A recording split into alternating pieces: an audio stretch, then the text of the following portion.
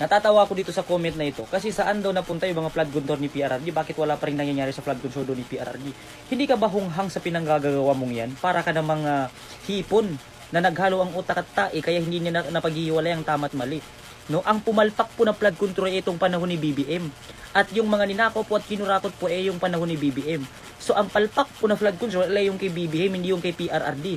Kung hindi ka ba naman tongtang, no? Kung hindi ba naman sira yung pag-iisip mo at utak mo, bakit ang iniimbestigahan mo ay ang flood control sa kay Duterte at yung flood control sa Davao? Ang binaha po ay ang Luzon at ang palpak po na plano ay kay BBM at bakit kay PRRD ang iniimbestigahan ninyo at hindi yung kay BBM? At ang corruption din nangyari ngayong panahon at hindi nung panahon ni PRRD. No? Kaya para kayo mga ipong kailangan nyo na magpa-check sa doktor. Hindi na tama, malala na yung pag-iisip ninyo. Malala na rin po, no? Malala na po. Akalanin mo, ang pumalpak na flood control ay yung kay BBM.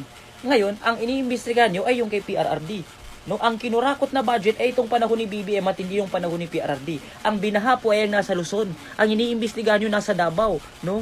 Kung hindi ba naman kayo mga hunghang, kailangan nyo na magpa-check kasi yung mga utak ninyo para nang naghalo sa tae ninyo, para kayo mga hipo na naghalo ang tae pati utak niya.